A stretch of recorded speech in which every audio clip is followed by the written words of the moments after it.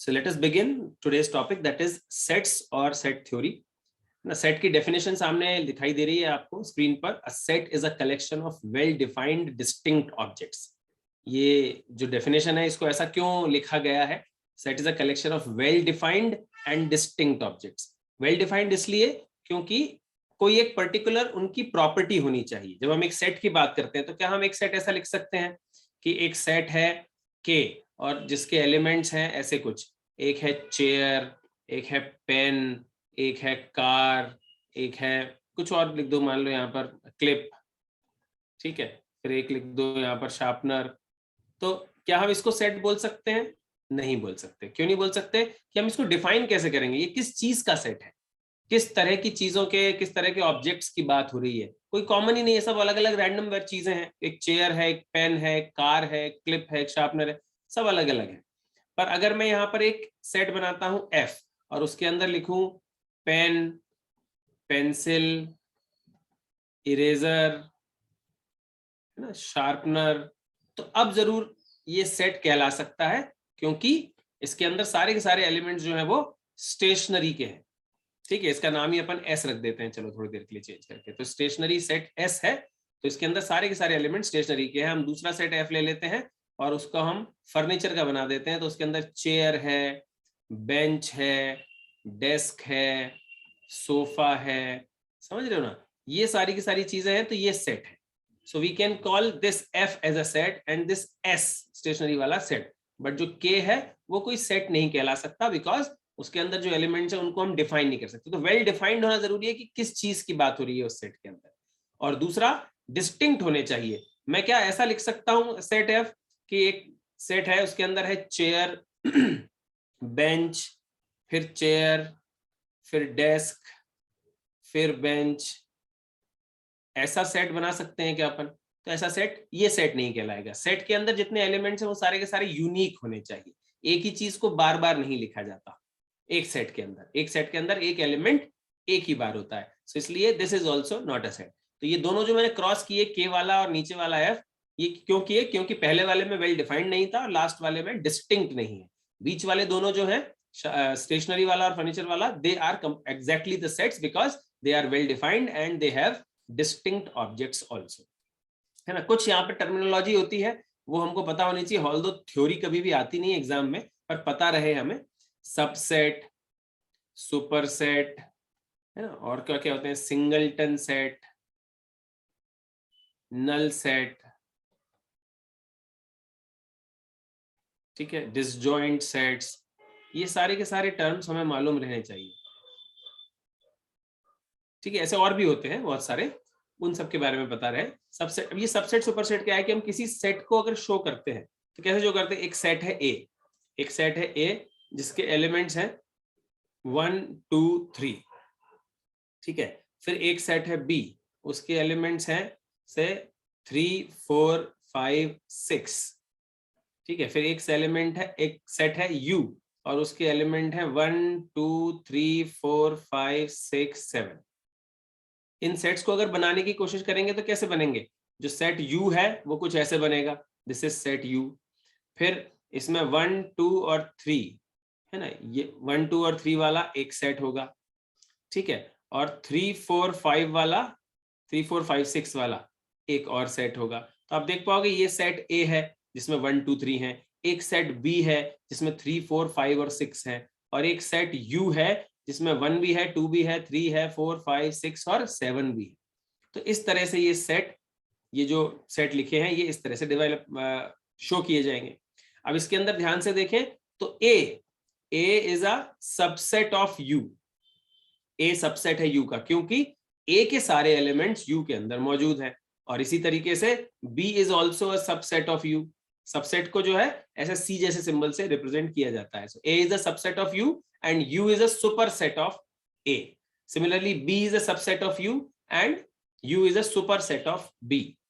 तो सबसेट जिसके सारे एलिमेंट किसी दूसरे सेट के अंदर मौजूद हो, और सुपरसेट जो बड़ा वाला सेट है जिसके अंदर वो सेट मौजूद है ना. एक और सेट अगर मैं यहाँ बना लूं C और उसके भी एलिमेंट्स मान लो हो 1 2 और 3, तो मतलब A सेट भी वही है 1 2 3 वाला और C सेट भी वही है 1 2 3 वाला. तो मैं क्या बोल सकता हूं कि A is a subset of C, हाँ बोल सकता हूं, और ए इज अ, सॉरी उल्टा लिखूं, सी इज अ सबसेट ऑफ ए, ये भी बोल सकता हूं। अगर ये दोनों चीजें एग्जिस्ट करती हैं कि ए सी का सबसेट है और सी ए का सबसेट है, मतलब दोनों के अंदर सेम एलिमेंट्स हैं, तो हम बोल सकते हैं A is an equal set of सी।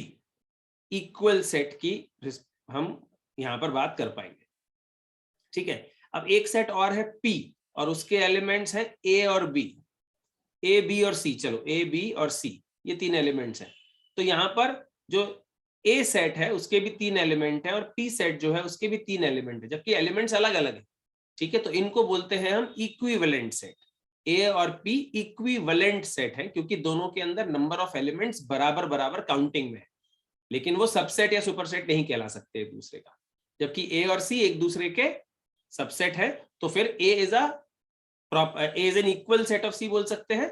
और जो ऊपर लिखा, बोलिए सर एक बार और रिवाइज कर दीजिए बेसिक। अच्छा, काफी सारे लोग लेट ज्वाइन हुए अभी अभी, इसलिए। यस सर, इसीलिए, और सर कंसंट्रेशन डिस्ट्रैक्ट हो गया था थोड़ी। ओके ओके, जल्दी से बता देता हूं मैं, जल्दी से ध्यान से देखेंगे। हम बात कर रहे हैं बहुत सारे अलग अलग सेट्स की, तो मैं शुरू से बताऊं। ये जो शुरू में सेट की डेफिनेशन है वो तो समझ लेंगे, और बाद में आप चाहें तो वीडियो से भी देख लीजिएगा। अपन सीधे सेट्स की बात कर लेते हैं, ठीक है।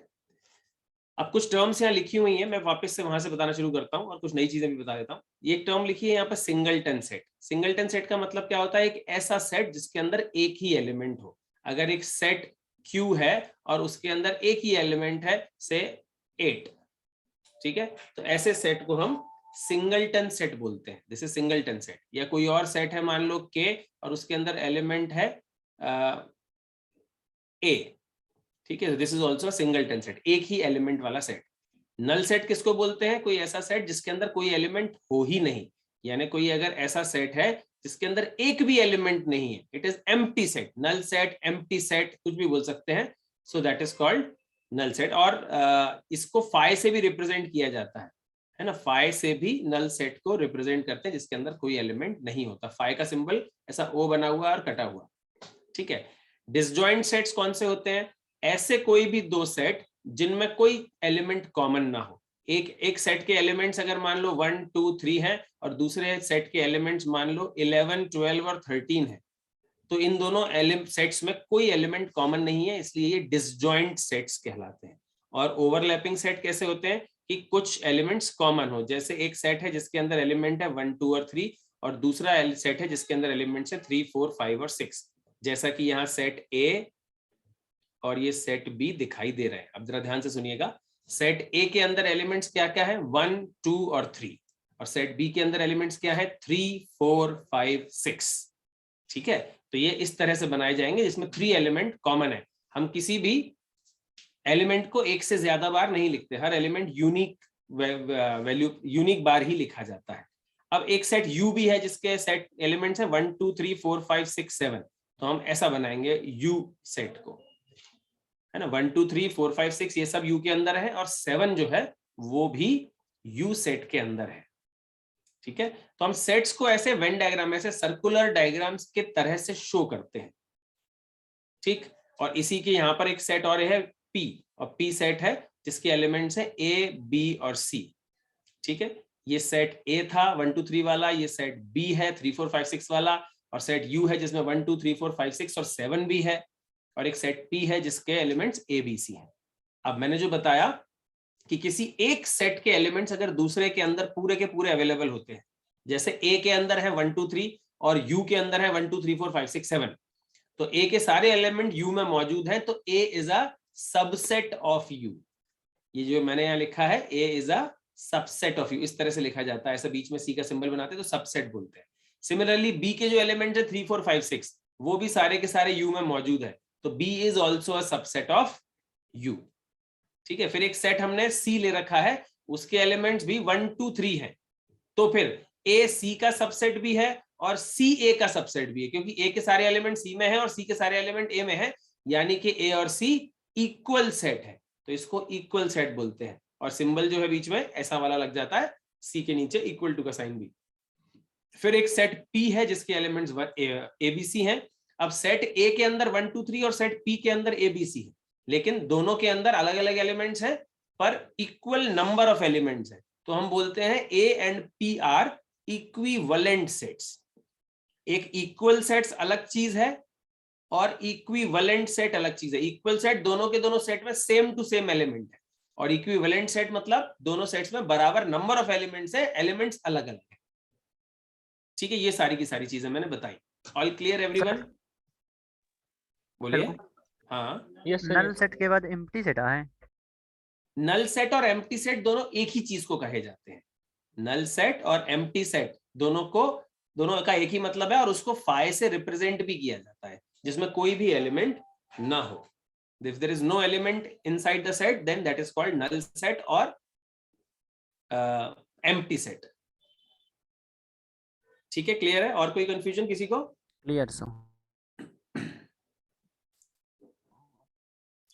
सिंगलटन सेट पूछा है किसी ने। सिंगलटन सेट मतलब ऐसा सेट जिसमें सिर्फ एक एलिमेंट हो, सिर्फ एक ही एलिमेंट हो, भले ही सिर्फ ए हो या सिर्फ 100 हो या सिर्फ पेन हो, ऐसा कुछ सिंगल एलिमेंट। इसके अलावा फाइनाइट सेट और इनफाइनाइट सेट भी होते हैं। फाइनाइट सेट जिसके अंदर एलिमेंट्स काउंटेबल हो, है ना, 100 एलिमेंट्स हो, 100 नंबर्स हो, 100 डिजिट्स हो, कुछ भी हो सकता है ना, 100, 200, 500, 800, 1000 काउंटेबल है, तो फिर वो फाइनाइट सेट है। और अगर नेचुरल नंबर का सेट बोले, होल नंबर्स का सेट बोले, रियल नंबर्स का सेट बोले, तो वो तो इनफाइनाइट होगा, क्योंकि उसके एलिमेंट्स तो काउंट ही नहीं कर सकते, इनफाइनाइट तक जाएंगे, माइनस इन्फिनिटी से प्लस इन्फिनिटी तक सब कुछ है। सो वो फाइनाइट और इनफाइनाइट सेट भी बोले जाते हैं। ठीक है, सो दिस इज ऑल। और कोई क्वेश्चन किसी का?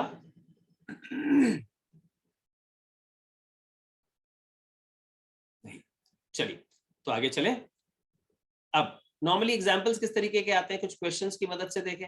ये छोटा सा एग्जांपल पहले एक ले भी लेते हैं, चलो, है ना। मान लीजिए हम हॉलीवुड मूवी देखने वाले लोगों की बात कर रहे हैं और बॉलीवुड मूवी देखने वाले लोगों की बात कर रहे हैं, तो सेट कुछ इस तरह से बनेगा। ये हॉलीवुड मूवीज देखने वाले लोग और ये बॉलीवुड मूवीज देखने वाले लोग। अब इसमें जो बीच में दिखाई दे रहा है ये क्या है? ये बेसिकली वो लोग हैं जो हॉलीवुड और बॉलीवुड दोनों मूवीज देखते हैं।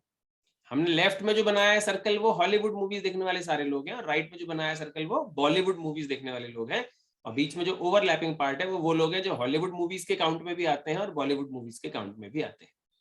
ठीक है, तो हमारा फॉर्मूला क्या बनता है? हमारा फॉर्मूला बनता है कुछ इस तरीके का, number of people who watch Hollywood और बॉलीवुड, इसको हॉलीवुड यूनियन बॉलीवुड बोलते हैं, Hollywood union Bollywood, and this is equal to number of people watching Hollywood plus number of people watching Bollywood minus number of people watching Hollywood and Bollywood both।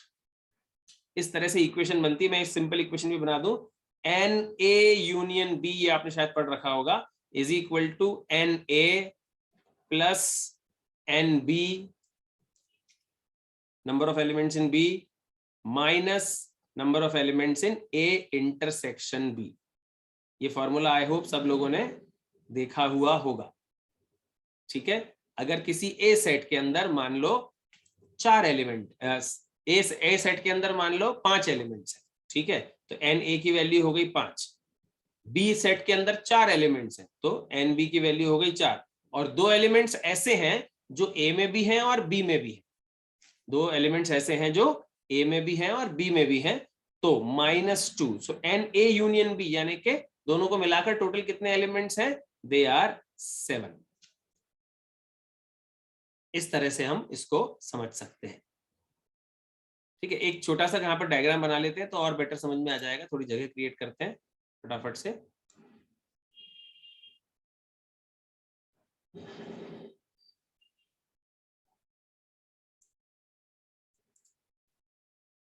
जल्दी से देखेंगे। मान लो एक set है A और उसके एलिमेंट्स हैं 1, 2, 3, 4 और 5, है ना, ये 5 एलिमेंट्स है। अभी मैंने NA = 5 लिखा भी है। सेट B है जिसके एलिमेंट्स 3 नहीं, चलो 4, 5, 6 और 7 है, ये सेट B है। ठीक है, तो NA यूनियन B क्या होगा? इट विल बी, अभी देखें, NA यानी कि 5, NB यानी कि +4 और माइनस NA इंटरसेक्शन B। कौन कौन से एलिमेंट्स कॉमन है? एक 4 एक 5, ये दोनों में कॉमन है, तो -2। सो क्या आंसर आया? 7। ये 7 क्या है? ये A यूनियन B है। A यूनियन B कैसे बनेगा? ए और बी के सारे elements together, so it is 1 2 3 4 5 6 7 all elements together. इसके अंदर ए भी आ गया और बी भी आ गया और जो दोनों में थे वो भी आ गए। इसका काउंट करोगे तो एग्जैक्टली 7 ही आएगा। तो ये बेसिक फॉर्मूला होता है, ठीक है। अगर यहाँ हॉलीवुड मूवी देखने वाले लोग मान लो 150 है, 150 people in a colony watch Bollywood Hollywood movies and से 200 पीपल वॉच बॉलीवुड मूवीज। 150 लोग हॉलीवुड मूवीज देखते हैं और 200 लोग बॉलीवुड मूवीज देखते हैं। एक कॉलोनी के अंदर सर्वे किया गया और कुछ ऐसे लोग हैं जो दोनों मूवी देखते हैं, मान लो वो है 80। There are 80 people who watch both. इसका मतलब क्या हुआ? इसका मतलब ये हुआ हॉलीवुड के 150 जो हैं उसमें से 80 ऐसे हैं जो बॉलीवुड भी देख रहे हैं, मतलब सिर्फ हॉलीवुड देखने वाले 70 हैं। Only 70 people are there who watch only Hollywood movies, ठीक है। 80 वो हैं जो हॉलीवुड और बॉलीवुड दोनों देखते हैं। सिमिलरली बॉलीवुड के जो 200 है उसमें वो 80 काउंटेड है, तो बचे हुए 120 वो हैं जो सिर्फ बॉलीवुड मूवीज देखते हैं। अगर आप अंदर अंदर के नंबर्स की वैल्यू देखोगे, 70 ओनली बॉलीवुड वाले हैं, 70 ओनली हॉलीवुड वाले हैं, 120 ओनली बॉलीवुड वाले हैं और 80 दोनों मूवीज देखने वाले हैं। टोटल कितने लोग हैं ये? टोटल कितने लोग हैं बताओगे जरा? एनीवन?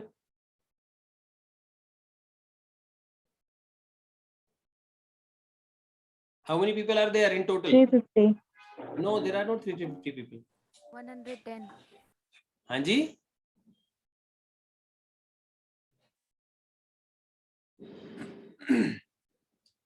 भाई टोटल जो लोग हैं ध्यान से देखोगे, 150 लोग हॉलीवुड देखने वाले, 200 लोग बॉलीवुड देखने वाले और 80 110। अरे नहीं भाई, ये देखो 150 हॉलीवुड देखने वाले, 200 बॉलीवुड देखने वाले और 80 दोनों देखने वाले, उसको माइनस करोगे तो आंसर क्या आएगा? It is 270। 270 टोटल लोग हैं ये एक कॉलोनी में। 270 में से 150 हॉलीवुड मूवी देखते हैं, 270 में से ही 200 बॉलीवुड मूवीज देखते हैं। ऐसा कैसे हुआ? 150 और 200 तो 350 हो गए, क्योंकि 80 दोनों में काउंटेड है। हॉलीवुड में भी गिने जा रहे हैं वो और बॉलीवुड में भी गिने जा रहे हैं वो 80 पीपल। सो टोटल लोग एक्चुअली 270 है, ठीक है। ये 270 किसका टोटल है? ये अंदर वाली तीनों वैल्यूज का टोटल है। ये अंदर जो तीनों लिखी है ना, 70, 80 और 120, ये टोटल 270 लोग ही हैं। गिन टोटल करो, 70 प्लस 80 प्लस 120, 270। ये जो 150 है वो 70 प्लस 80 है। 150 क्या है? 70 प्लस 80 और 200 क्या है? 120 प्लस 80। 80 दोनों में काउंटेड है, 200 के अंदर भी वो 80 है और 150 में भी वो 80। इसको दो बार नहीं काउंट करना है, वो एक ही इंसान है, ठीक है। इसलिए टोटल लोग 270 हैं। एक एग्जांपल और लेते हैं और बेहतर तरीके से समझ में आएगा। ये एक नहीं दो एग्जांपल ले लेते हैं अपन। चलो ये देखो जरा ध्यान से देखना। 100 मैगजीन रीडर्स हैं, उनका सर्वे किया गया, ठीक है। तो सबसे पहले तो ऐसे अपन डायग्राम बना ले। मैगजीन रीडर्स में से कुछ इंडिया टुडे पढ़ने वाले लोग हैं और कुछ आउटलुक पढ़ने वाले लोग हैं। इंडिया टुडे पढ़ने वाले और आउटलुक पढ़ने वाले, ठीक है। टोटल लोग कितने हैं भाई? 100 है, तो 100 क्या है? यूनियन है, ठीक है। 70 लोग इंडिया टुडे पढ़ते हैं, तो ये रहे 70 इंडिया टुडे वाले। 55 लोग आउटलुक पढ़ते हैं, तो 55 ये रहे आउटलुक पढ़ने वाले। टोटल मिला के कितना हो गया? 70 और 55 मिला के हो गया 125, जबकि लोग तो 100 ही हैं। तो 125 कैसे हो रहा है टोटल? इसलिए हो रहा है कि 25 एक्स्ट्रा जो आ रहे हैं वो क्यों आ रहे हैं? क्योंकि वो इंडिया टुडे में भी काउंटेड है और आउटलुक में भी काउंटेड है। यानी 25 लोग ऐसे हैं जो दोनों में काउंट हो रहे हैं। ये जो बीच का इंटरसेक्शन, मतलब इस सर्कल में लेफ्ट वाले सर्कल का हिस्सा भी है वो 25 लोग और राइट वाले सर्कल का हिस्सा भी है वो 25 लोग। ये 25 कहां से आया भाई? 70 और 55 को जोड़ के 125, ठीक है, जबकि है लोग 100। ये इक्वेशन ऐसी बनेगी, 100 is equal to 70 plus 55 minus 25, ठीक है। ये जो लिखा है this is India today union outlook, है ना, ए यूनियन बी है, इज इक्वल टू कैसे निकलेगा? इंडिया टुडे पढ़ने वाले लोग, आउटलुक पढ़ने वाले लोग माइनस दोनों पढ़ने वाले लोग, ठीक है। तो ये है 70 प्लस 55 माइनस 25 इक्वल टू 100 की इक्वेशन। तो हम ये इक्वेशन नहीं बनाएंगे, इक्वेशन इसलिए बनाई समझी हमने कि इससे हमको लॉजिक क्लियर रहे, बाकी हम डायग्राम से ही सारे क्वेश्चंस कर लेंगे। फिलहाल क्वेश्चन कैसे कर रहे हैं? 100 लोग हैं, ये हमें लिखा हुआ दिया है, 70 इंडिया टुडे पढ़ने वाले, 55 आउटलुक पढ़ने वाले, टोटल हो रहे हैं 125। तो एक्स्ट्रा 25 जो है वो क्या है, जो दोनों चीजें पढ़ते हैं। अगर सिर्फ इंडिया टुडे पढ़ने वाले लोग देखे जाएंगे तो 70 में से 25 छोड़ दो तो कितना आ जाएगा 45 वो है जो सिर्फ इंडिया टुडे पढ़ते हैं। और आउटलुक 55 पढ़ने वाले उसमें से 25 को छोड़ दो तो 30 वो है जो सिर्फ आउटलुक पढ़ते हैं। और 100 किसका सम है, 100 अंदर वाली तीनों चीजों का सम है। समझ रहे हो ना, 45, 25 और 30 को जोड़ो एग्जैक्टली 100 आ रहा है। 45 कौन से हैं, ओनली इंडिया टुडे पढ़ने वाले। 30 कौन से हैं, ओनली आउटलुक पढ़ने वाले। और 25 कौन से हैं, इंडिया टुडे भी और आउटलुक भी। इसलिए टोटल इंडिया टुडे के हो गए 45 प्लस 25 यानी 70 और आउटलुक के हो गए 30 प्लस 25 यानी कि 55। Is this clear everyone? अगले क्वेश्चन जितने भी करेंगे हम कोशिश करेंगे डायग्राम से कर ले, इक्वेशन की जरूरत ना पड़े, है ना। चलो देखें क्या क्वेश्चन है। 225 कस्टमर्स ने ऑर्डर किया, 225 कस्टमर्स ने रेस्टोरेंट में ऑर्डर किया दो मेन्यूज में से, है ना, एक नॉर्थ इंडियन मेन्यू एक साउथ इंडियन मेन्यू।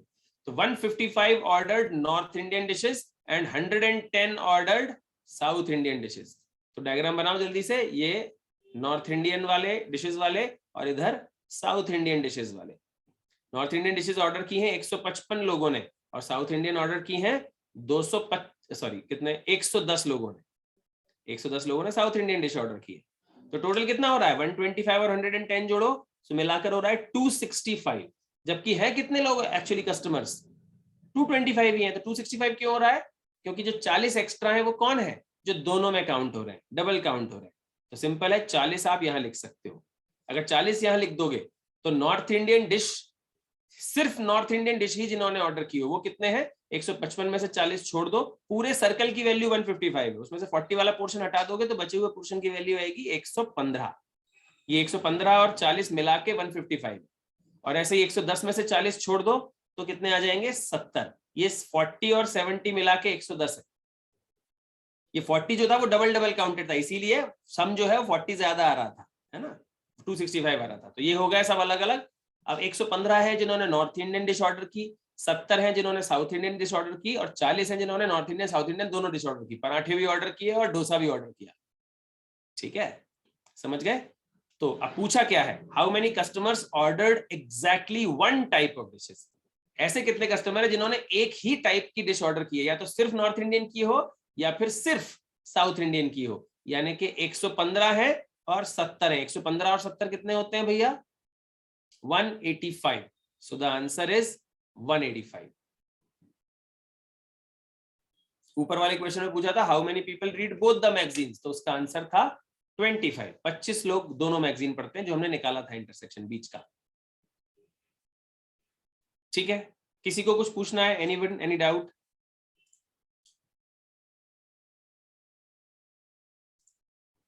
नहीं, चलिए कुछ और क्वेश्चंस देखते हैं, फिर उसके बाद आपका नंबर आएगा क्वेश्चन सॉल्व करने का। देखो तीसरा क्वेश्चन, 450 स्टूडेंट्स हैं, 325 क्रिकेट खेलते हैं। तो अपन डायग्राम तो बना ही हुआ है, फटाफट से। क्रिकेट खेलने वाले कितने, 325, और फुटबॉल खेलने वाले कितने, 175, ये दिया हुआ है। ठीक है, 50 play neither football nor cricket, दोनों में ही नहीं है। मतलब इस डायग्राम के बाहर यहाँ अलग से एक और सर्कल बनाओ 50 लोगों का, जो कि एक भी गेम नहीं खेलते। ठीक है, ना तो क्रिकेट खेलते हैं ना फुटबॉल खेलते हैं। ठीक, तो ऊपर जो डेटा है वो कितने स्टूडेंट्स का हुआ, टोटल स्टूडेंट स्कूल में 450 थे। 50 तो कोई सा भी गेम खेलते ही नहीं, क्रिकेट और फुटबॉल, वो अलग हो गए। बचा हुआ ये डायग्राम जो है पूरे दो सर्कल्स का, वो कितने स्टूडेंट्स का है, कितने स्टूडेंट्स का है भाई, 400 स्टूडेंट्स का, जिसमें से 400 में से 325 क्रिकेट खेलते हैं और 175 फुटबॉल खेलते हैं। तो 325 और 175 को जोड़ते हो तो 500 होता है, जबकि लोग तो 400 हैं। तो ऑब्वियसली वो 100 एक्स्ट्रा क्यों है, क्योंकि 100 लोग ऐसे हैं जो क्रिकेट और फुटबॉल दोनों खेलते हैं। ठीक है, सिर्फ क्रिकेट खेलने वाले 225 होंगे, 325 में से 100 हटा के, और सिर्फ फुटबॉल खेलने वाले 75 होंगे, और 100 ऐसे हैं जो दोनों गेम में शामिल है। तो इसलिए क्रिकेट हो गया 225 और 100 325, और उधर फुटबॉल हो गया 75 और 100 मतलब 175, 100 दोनों में काउंटेड है। तो पीछे पूछा है how many students play both football and cricket, the answer is 100 students. कैसे निकाला भाई, 450 में से 50 तो कोई गेम नहीं खेलते, अलग हो गए, बचे 400, और टोटल आ रहा है क्रिकेट और फुटबॉल का सम 500। तो वो 100 ज्यादा क्यों आ रहा है, क्योंकि 100 बोथ वाले लोग हैं।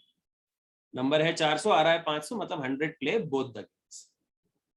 ठीक है, अब इसी में क्वेश्चन को अगर कभी परसेंटेज फॉर्म में दे दिया जाए, एक एग्जामिनेशन में 70% स्टूडेंट पास्ड इन इंग्लिश, तो भैया इंग्लिश पास करने वाले 70% स्टूडेंट, 30% फेल हो गए इंग्लिश में। फिर 65% पास इन मैथमेटिक्स, तो ये मैथमेटिक्स में पास होने वाले 65% है। और लिखा है 27% फेल्ड इन बोथ, तो भैया 27% अलग हैं जो किसी में भी पास नहीं हुए, दोनों ही सब्जेक्ट में फेल हो गए।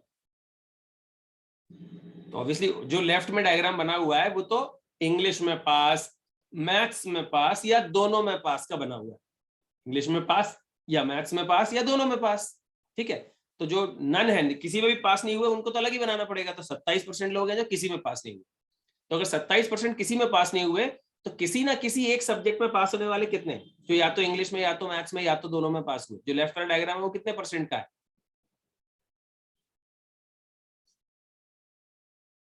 हाँ जी, ये डायग्राम पूरा कितने परसेंट बच्चों का है?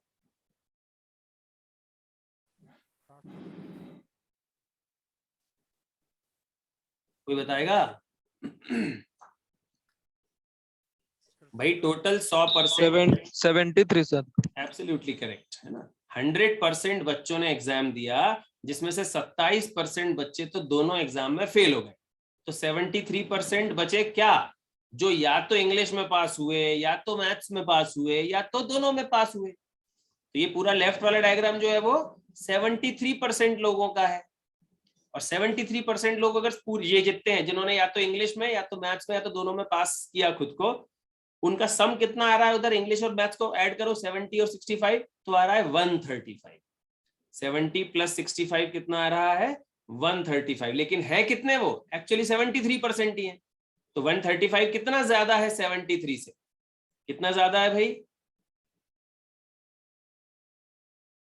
कितना ज्यादा है? 62% ज्यादा है ना। 135% जो है वो 73% से कितना ज्यादा है? 62% ज्यादा है। और क्वेश्चन में दिया हुआ है 248 students passed both the subject, यानी कि 62% जो क्या हो गए, कॉमन वाले, जो दोनों में पास है। 62% बच्चे दोनों में पास हुए हैं। और 62% की वैल्यू दी हुई है कितनी? 248। तो 62% बराबर अगर 248 स्टूडेंट्स के है तो पूरे 100% बराबर कितने के होंगे? 62 का कितने गुना है 248? 4 गुना। तो 100 का भी 4 गुना कर दो। 400 स्टूडेंट्स हैं टोटल क्लास में। किसको समझ में नहीं आया एक बार पूछ लो जल्दी से। फर्स्ट वाला एक बार बता। एक बार फिर से करना है। देखो डायग्राम ध्यान से देखें अपन, क्वेश्चन पहले ध्यान से समझते हैं। 70% इंग्लिश में पास हुए, 65% मैथ्स में पास हुए। ऑब्वियसली इसमें कुछ ऐसे लोग भी होंगे जो मैथ्स में और इंग्लिश में दोनों में पास हुए हैं, तो ऑब्वियसली वो मैथ्स इधर भी काउंटेड है, मतलब उधर भी काउंटेड है, ठीक है। तो और 27% दोनों में फेल हुए हैं। तो नन में पास, यानी जो एक में भी पास नहीं हुए, वो 27% का तो हमने अलग से बना ही दिया। तो बचे हुए लोग कितने? 73% जो या तो इंग्लिश या तो मैथ्स या तो दोनों में पास हुए। और मैथ्स और इंग्लिश का टोटल कितना आ रहा है? 70 प्लस 65 यानी कि 135। 135 टोटल आ रहा है किसका? ध्यान से देखना, NA प्लस NB। ये देखो ऐसे अपना फॉर्मूला अपन समझते हैं, उससे समझ में आएगा और better.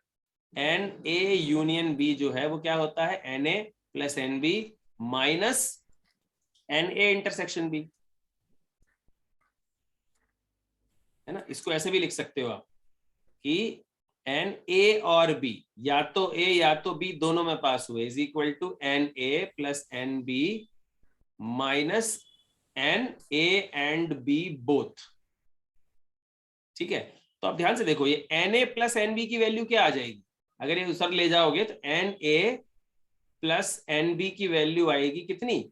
It is NA union B minus NA intersection B। हम यही कर रहे हैं। NA प्लस NB क्या है यहाँ पर? इस इक्वेशन को अगर देखें तो 70 प्लस 65। NA और NB क्या है? इंग्लिश में पास वाले 70 और मैथ्स में पास वाले 65, is equal to NA union B कितना है? 73 माइनस NA यूनियन B कितना है? अच्छा 73, हाँ 73 दिया आया हुआ है, माइनस NA इंटरसेक्शन B। इसमें से क्या माइनस करें? ये x, ये निकालना है। तो क्या करोगे x निकालने के लिए?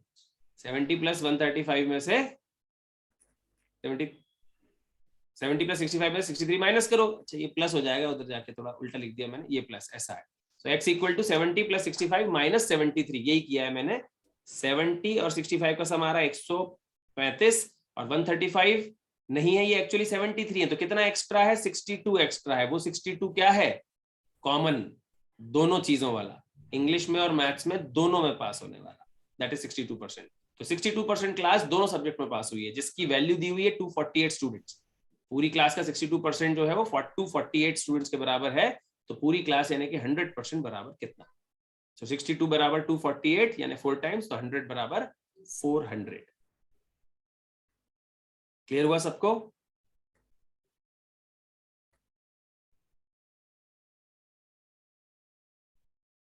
आगे चले या किसी को कुछ डाउट बाकी है अभी भी?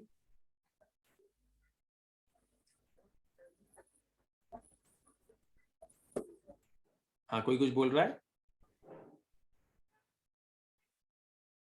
नहीं, चलिए, तो आपके लिए आ गए हैं क्वेश्चंस।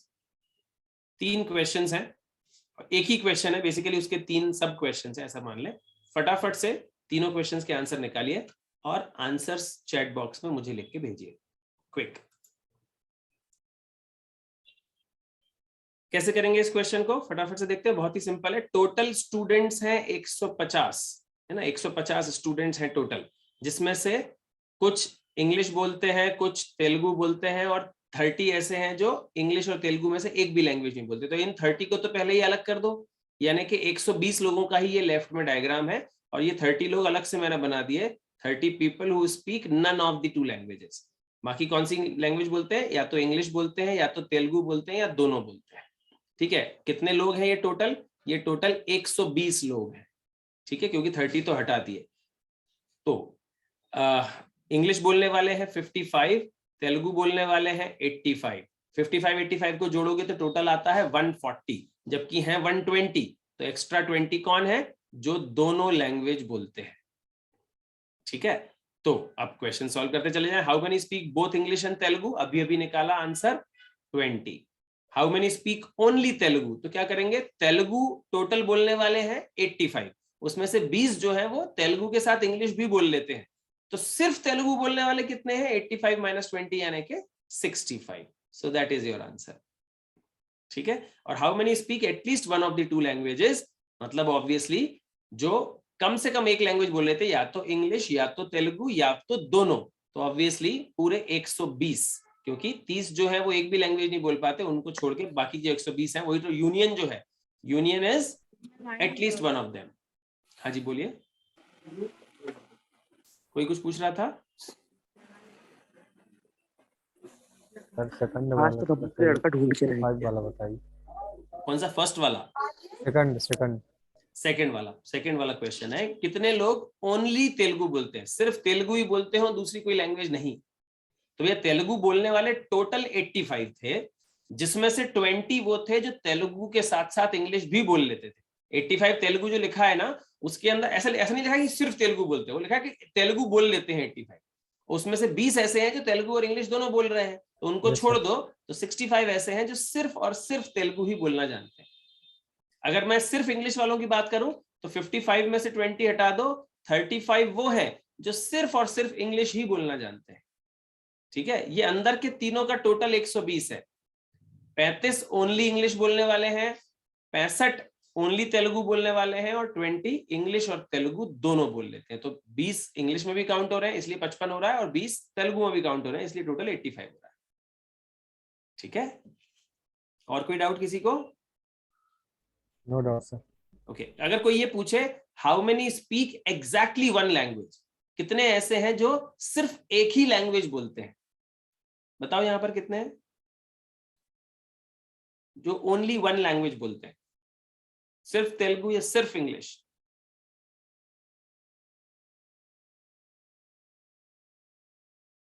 अरे बताओ जल्दी से। हाँ शिवेंद्र, आवाज नहीं आई। 100 है ना, सिर्फ एक ही लैंग्वेज बोलने वाले, तो सिर्फ एक लैंग्वेज यानी कि सिर्फ इंग्लिश बोलने वाले 33 और सिर्फ तेलुगु बोलने वाले 65, इनको मिला दोगे तो 35 प्लस 65 मिलाकर 100। जो 20 है उनको नहीं काउंट करेंगे क्योंकि वो तो दोनों बोल लेते हैं। चलिए अगले 4 क्वेश्चंस आपके सामने हैं, 4, 5, 6 एंड 7। चारों क्वेश्चंस करेंगे और फिर एक साथ हम आंसर डिस्कस करेंगे। तो ये चारों आंसर्स आपके सामने स्क्रीन पर मार्क्ड है ना। 4th का आंसर डी है 200, 5th का आंसर ए है, 6th का आंसर बी यानी कि 4 and 13 और 7th का आंसर डी यानी 17 है। तो एक बार देखते जाते हैं फटाफट से कैसे करने हैं ये सारे क्वेश्चंस। जैसे क्वेश्चन नंबर 4 देखेंगे, 1000 कैंडिडेट्स है तो 64% ने आर्मी चुना और 56% ने एयरफोर्स चुना। तो ऑब्वियसली 1000 का 64% यानी कि 640 और 56% यानी कि 560। ठीक है, टोटल 1000 कैंडिडेट्स है और लिखा हुआ है नीचे ब्रैकेट में उसी लाइन आगे की लाइन में, given that each cadet opts for at least one of the 2 discipline, यानी नन वाले केस कोई भी नहीं है, ये पूरे के पूरे 1000 लोग ही हैं। ठीक है, एक भी ऐसा नहीं जिसने एक भी डिसिप्लिन ना लिया। 640 और 560 को ऐड करेंगे तो कितना हो गया टोटल 1200, यानी कि 1000 की जगह 1200 क्यों आ रहा है, क्योंकि 200 कैंडिडेट ऐसे हैं जो दोनों डिसिप्लिन में सिलेक्टेड हैं। ठीक है, 5th क्वेश्चन देखें, एक विलेज की पॉपुलेशन 1000 लोग है और उसमें भी ब्रैकेट में आखिरी में लिखा हुआ assume that each one of them can speak at least one of the 2 language. हर एक व्यक्ति कोई ना कोई एक लैंग्वेज तो बोल ही सकता है, यानी कि यहाँ पे भी नन वाला एक भी केस नहीं है। ये लाइन लिखी होना जरूरी है, तभी हम नन को 0 मानेंगे, अदरवाइज नन के भी कुछ केसेस हो सकते हैं जो एक भी सर्कल में नहीं आ रहे हैं। फिलहाल ये पूरे 1000 लोग हैं। 760 कैन स्पीक लोकल लैंग्वेज, ये लोकल वाले लोग। 430 कैन स्पीक हिंदी, हिंदी वाले लोग। दोनों को जोड़ते हैं तो टोटल आता है 1190, है ना, 1190 आता है टोटल, यानी कि 190 लोग वो हैं जो दोनों लैंग्वेज बोल रहे होंगे, यानी वो लोकल में भी काउंट हो रहे हैं और हिंदी में भी काउंट हो रहे हैं। ठीक है, अब अगर 190 को दोनों में से अलग अलग सब्ट्रैक्ट करोगे तो 760 में से 190 गया तो 570 वो हैं जो सिर्फ और सिर्फ लोकल बोलते हैं, और 430 में से 190 हटाओ तो 240 वो हैं जो सिर्फ हिंदी ही बोलते हैं। ओनली हिंदी वाले 240, टोटल हिंदी वाले 430, ओनली लोकल वाले 570 और टोटल लोकल वाले 760। 190 दोनों में जोड़ सकते हो to make the total of local और टोटल ऑफ हिंदी। ठीक है, तो फिलहाल हमसे जो जो पूछा गया था वो तीनों आंसर्स ए ऑप्शन में मौजूद हैं, जो दोनों बोल सकते हैं, जो ओनली हिंदी बोलते हैं और ओनली लोकल लैंग्वेज बोलते हैं। ये 3 चीजें पूछी थी हमसे, both only Hindi and only local. So answer is 190, 240 and 570. Clear है सबको या किसी को डाउट?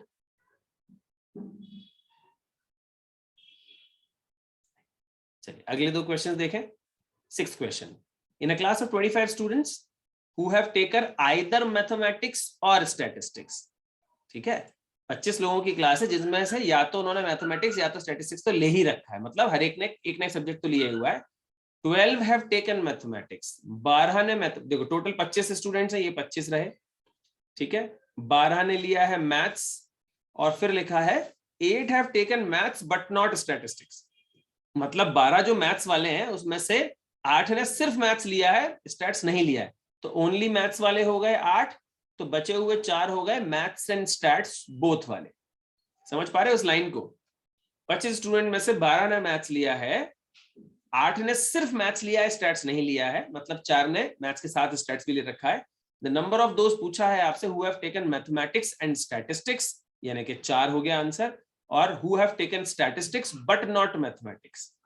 अब देखना जरा, टोटल 25 है, ये 8 और 4 12 तो हो गए, बचे हुए कितने 13, वो कहाँ आएंगे यहाँ, ये टोटल 25 होना है ना अंदर अंदर का, 8 ओनली मैथ्स वाले, 4 बोथ वाले, तो 13 कौन से ओनली स्टैट्स वाले, मिला के हो गए 25। तो टोटल स्टैट्स वाले कितने हो गए, स्टैटिस्टिक्स वाले 17 हो गए, जिन्होंने कुल स्टैटिस्टिक्स लिया है, मतलब 13 ने सिर्फ स्टैटिस्टिक्स लिया, 4 ने स्टैटिस्टिक्स मैथमेटिक्स दोनों लिया। फिलहाल हमसे क्या क्या पूछा था वो बताओ, जिन्होंने मैथ्स लिया हो और स्टैट्स भी लिया हो, यानी कि 4, और दूसरा पूछा था who have taken statistics but not mathematics, मतलब ओनली स्टैटिस्टिक्स वाले बताओ, तो 13। तो आंसर इज 4 and 13। क्लियर हुआ सबको या किसी को डाउट है?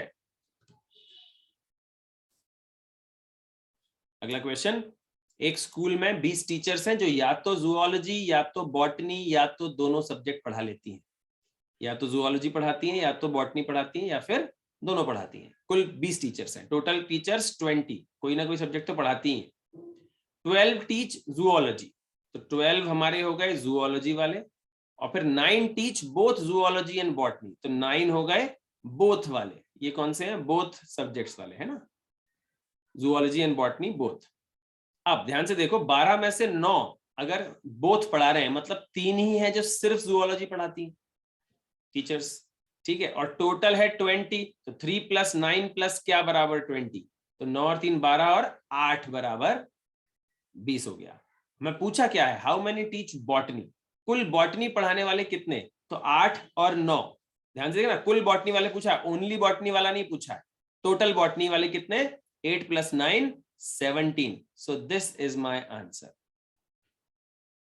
देखो दोनों शब्दों में बहुत जरा सा फर्क है पर अंतर है ना, एक कुल बॉटनी वाले कितने, हाउ मेनी टीच बॉटनी, और how many teach only botany. अगर how many teach only botany पूछते तो आंसर 8 होता, हाउ मेनी टीच बॉटनी पूछा है तो 8 + 9 17 है, और 9 कौन है, जो बोथ जूलॉजी एंड बॉटनी पढ़ाते हैं, 3 सिर्फ जूलॉजी पढ़ाते हैं और 12 कुल जूलॉजी पढ़ाते हैं। ओनली जूलॉजी वाले 3 हैं और जूलॉजी के पढ़ाने वाले टोटल 12 हैं, क्योंकि 9 जूलॉजी बॉटनी दोनों पढ़ा लेते हैं। Clear everybody?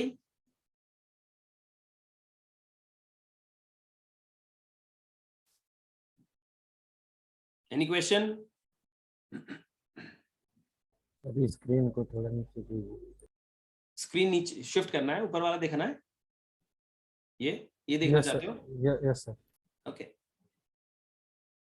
अगर आप लोग मोबाइल से अटेंड कर रहे हैं साथ में तो आप मोबाइल से स्क्रीनशॉट्स भी ले सकते हैं, सो दैट आप बाद में भी उसको कभी चेक करना चाहें तो रेफर कर पाए। वैसे तो सारे क्लासेस के वीडियोस भी आपको मिल रहे हैं, आप वीडियोस भी अभी पूरे फरवरी तक 28 फरवरी तक देख सकते हैं, तब तक उनकी वैलिडिटी रहेगी। Okay sir. चलिए अगले 3 क्वेश्चंस, क्वेश्चन नंबर 8, 9, 10 करेंगे सभी लोग सॉल्व, और आंसर चैट बॉक्स में लिखकर मुझे भेजेंगे करेक्ट ऑप्शंस। तो आंसर सामने आपके स्क्रीन पर है, राइट। 8th का answer A, that is 20%, 9th B 240 students, and 10th का answer x is greater than equal to 39 and less than equal to 63। ये आंसर्स होंगे इन तीनों क्वेश्चंस के। एक बार देखें कुछ लोगों का 8th और 10th गलत हुआ है, 8th का आंसर देखें जल्दी से, 8th और 10th, 8 और 9 देखते हैं पहले। सर्वे किया गया टाउन का, it was found that 65% of people served watch news on TV, है ना, 65% लोग ऐसे हैं जो न्यूज टीवी पे देखना पसंद करते हैं, और उसके साथ साथ क्या दिया हुआ है आगे, 40% रीड न्यूज इन न्यूज़पेपर। तो ये टीवी देखने वाले लोग 65% है, 40% लोग वो हैं जो न्यूज़पेपर पढ़ते हैं, और 25% दोनों काम करते हैं, they read news in newspaper and watch news on television also. तो 25% काम लोग दोनों तरह से न्यूज को एब्जॉर्ब करते हैं। तो भाई 65% और 40%, 65 + 40, अपना फॉर्मूला वापस से याद दिला दूं मैं, NA union B is equal to NA + NB - NA intersection B। यानी यहां पर अगर देखें तो NA यानी कि 65 + NB यानी कि 40 माइनस दोनों का इंटरसेक्शन यानी कि 25 इज इक्वल टू कितना आ गया, 80। सॉल्व करके आ गया 80। तो ये टोटल लोग कितने हैं, ये टोटल 80% लोग हैं जो या तो न्यूज टीवी पे देखते हैं, या तो न्यूज न्यूज़पेपर में पढ़ते हैं, या फिर दोनों ही काम कर लेते हैं। ये टोटल 80% लोग हैं। अंदर से अपन चेक भी कर सकते हैं, 65 में से 25 छोड़ दो तो 40% सिर्फ टीवी देखते हैं, और 40 में से 25 छोड़ दो तो 15% सिर्फ न्यूज़पेपर देखते हैं। तो 40, 25 और 15 मिलाओगे तो सब 80% लोग हैं। यानी 20% कौन से हो गए, जो एक भी काम नहीं करते, ना तो न्यूज टीवी पे देखते हैं ना ही न्यूज पढ़ते हैं, they do none of the activities, so they are 20%। out of 100% 80% हटा के 20%, so that is why that is the answer। अगला क्वेश्चन, 80% इंग्लिश में पास हो गए, 70% हिंदी में पास हो गए, और 10% दोनों में फेल हो गए, डिडंट पास आइदर। तो 10% कौन से हैं जो दोनों में फेल हो गए, यानी कि ये जो ऊपर डेटा है हमारे पास, ये 90% स्टूडेंट हैं जो या तो इंग्लिश या तो हिंदी या तो दोनों में पास हुए। फिर उसके अच्छा दोनों का टोटल कितना आ रहा है, 80 और 70 आ रहा है 150, और 150 है नहीं, है कितना 90, तो एक्स्ट्रा कितना है 60, यानी 60% कौन से लोग हैं जो दोनों पेपर में पास हुए, दोनों एग्जाम में पास हुए। और ये 60% की वैल्यू हमको दी हुई है 144 स्टूडेंट्स। 60% बराबर 144 स्टूडेंट्स है, तो 100% बराबर कितने स्टूडेंट्स के होगा? ऑब्वियसली 240। 60% बराबर 144 है, तो 100% निकाल लोगे उसके बेसिस पे 240 स्टूडेंट्स। ऐसा भी कर सकता हूं मैं कि 60% बराबर 144, तो कैंसिल करूंगा तो 10% बराबर आ जाएगा 24, 6 से कैंसिल किया तो 100% हो जाएगा 240। सो that is how I can simplify my calculations. पहले 6 से काट दो तो 10% का काउंट आ जाएगा, तो उससे 100% 10 टाइम्स करके निकाल सकते हो। 240 students appeared for the exams. ठीक है, चलो 10वां क्वेश्चन देखें, थोड़ा सा अलग था। क्या था इसमें? A survey shows that 63% of Americans like cheese, whereas 76% like apples. ठीक है, ये डायग्राम दिख रहा है आपको।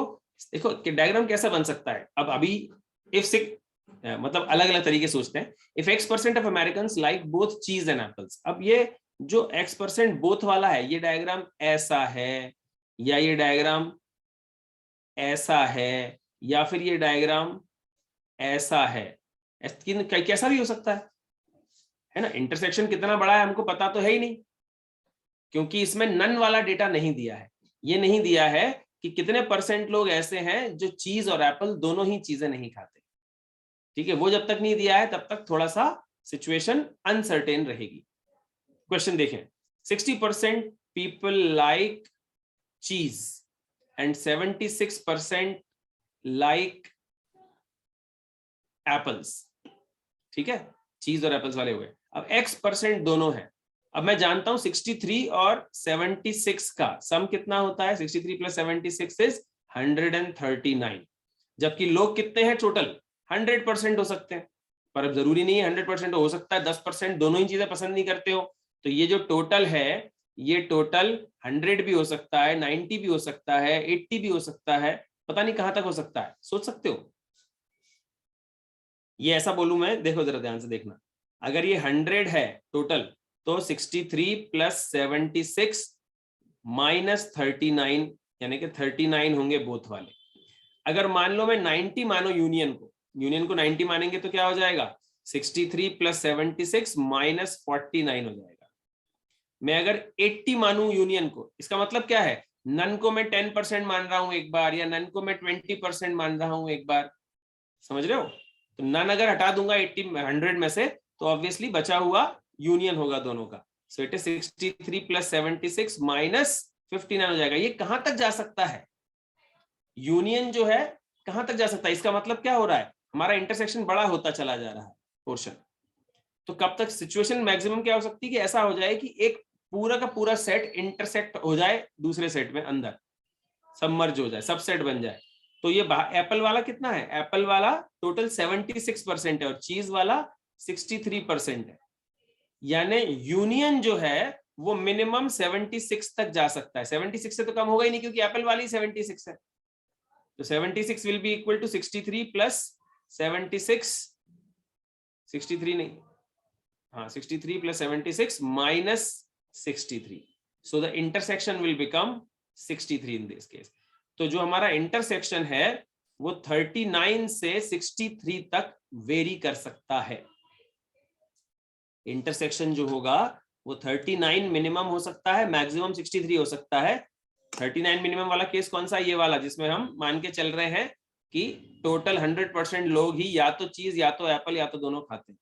और दूसरी एक्सट्रीम कंडीशन ये वाली है जिसमें पूरा 63 इंटरसेक्शन है और पूरा यूनियन 76 है।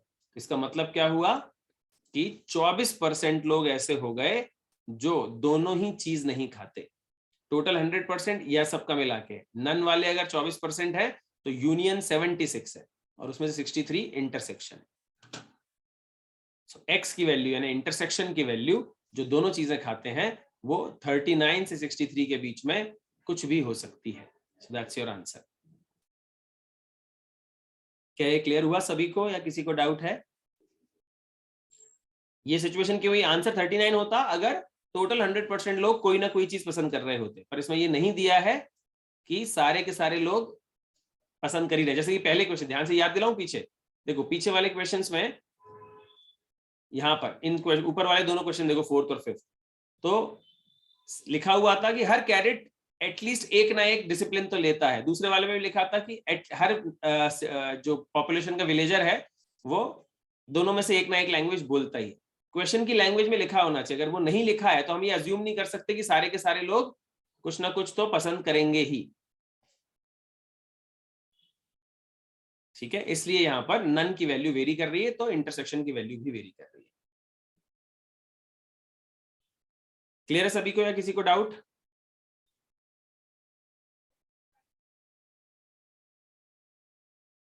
चलिए आगे आ जाते हैं 3 सेट्स वाले डायग्राम पर।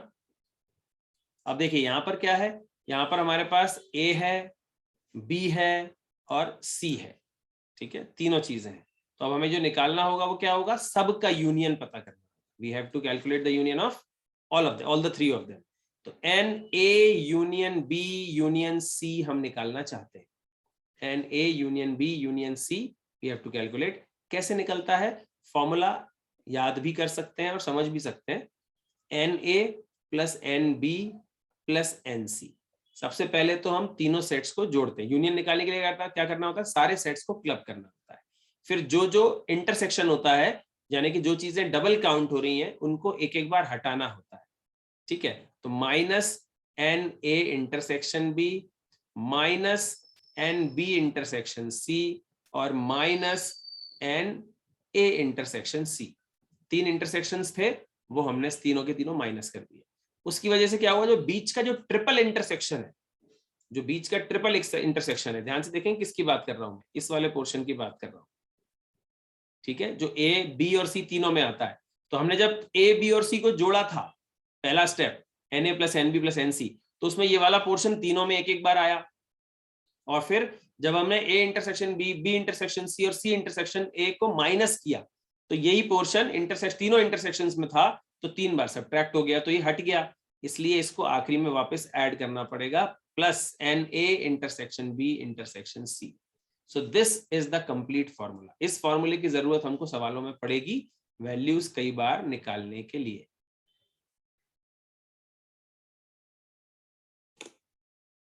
सर हाँ जी बोलिए। तो यहाँ पे एन सी इंटरसेक्शन नहीं होगा ना सर माइनस में? एक ही बात है, ए इंटरसेक्शन सी और C intersection A is one and the same thing, कोई फर्क नहीं है ना। ए और बी का कॉमन बोले या बी और ए का कॉमन पोर्शन बोले, उससे कोई फर्क नहीं पड़ता। It is one and the same thing. C intersection A भी लिख सकते हो, ए इंटरसेक्शन सी भी लिख सकते हो उसको। हाँ जी, और कोई क्वेश्चन किसी का इस फॉर्मूले से रिलेटेड?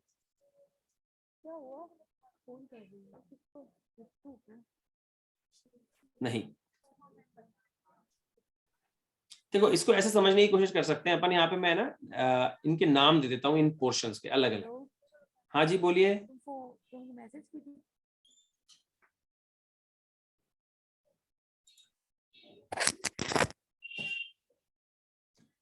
चलिए देखिए जरा,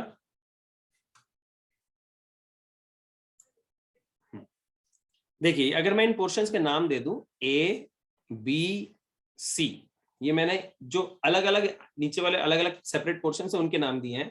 फिर इस पोर्शन को बोल रहा हूं मैं डी, ई और एफ, और सबसे बीच वाले को नाम दे रहा हूं जी।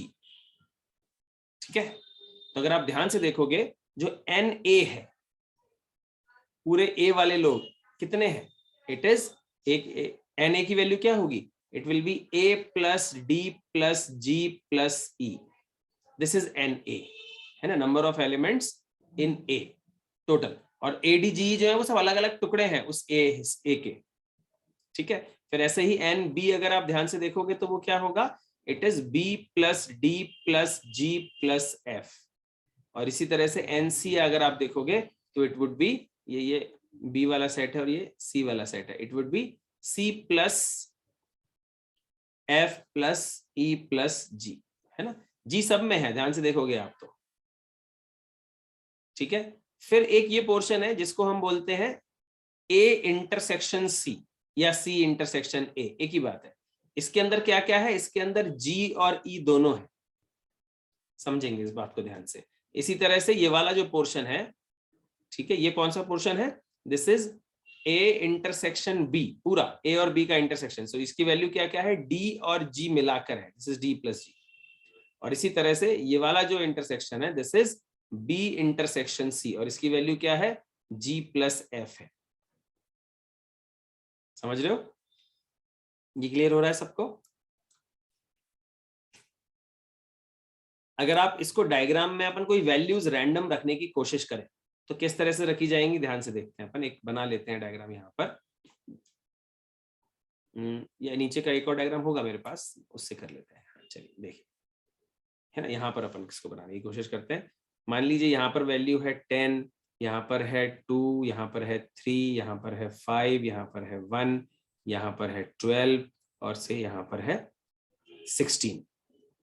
ठीक है, तो अब यहाँ पर अगर आप NA समझोगे तो NA क्या है आपका, इट इज 20। देख पा रहे हैं, 10 + 2 + 5 + 3। और ऐसे ही NB जो है वो क्या है, NB की वैल्यू अगर निकालोगे दैट वुड बी 16 × 20 + 5 = 25। देख पा रहे हैं, 16 + 3 + 5 + 1। और ऐसे ही NC अगर हम बात करें, NC की वैल्यू कैसे निकलेगी, 12 और 3 15 और 5, दिस इज ऑल्सो 20। ठीक है, 12 + 2 + 5 + 1। फिर हम इस पोर्शन की वैल्यू बाहर निकालेंगे तो दिस पोर्शन की वैल्यू आएगी 5 + 3 8। 8 क्या है, NA इंटरसेक्शन B अगर हमने राइट साइड नीचे वाले को लिया है। फिर इधर वाले को निकालेंगे तो this would be NA intersection C which is equal to 7। ठीक है, और ऐसे ही नीचे वाले इधर वाले को निकालेंगे तो this would B 6 and which is the value of NB intersection C। क्या ये सबको समझ आ रहा है? अगर हम इन तीनों के यूनियन की बात करें तो अंदर अंदर की सारी वैल्यूज को आप ऐड कर लीजिए, तो 10 और 12 3 15 5 20 20 और 1 21 21 31 33 43 और 6, टोटल जो सारे चीजों के सम आ रहा है that is 49। 49 is the union of all of them. Total 49 लोग हैं, जिसमें से A चीज को पसंद करने वाले 20 हैं, B चीज को पसंद करने वाले 25 हैं, C चीज को पसंद करने वाले 20 हैं, A और B दोनों को पसंद करने वाले 8 हैं, A और C दोनों को पसंद करने वाले 7 हैं, और B और C दोनों को पसंद करने वाले 6 हैं, और 5 बीच में जो है वो तीनों चीजें पसंद करने वाले हैं। अगर आप इक्वेशन बनाओगे तो कैसे बनेगी, this would be equal to 20 + 25 + 20 -8 -7 -6 and +5. This is NA + NB + NC minus NA intersection B minus NB intersection C minus NA intersection C या C intersection, ठीक है, और plus NA intersection B intersection C। ठीक है, इस तरह से ये स्ट्रक्चर बनता है। समझ आ रहा है सभी लोगों को या किसी को डाउट है?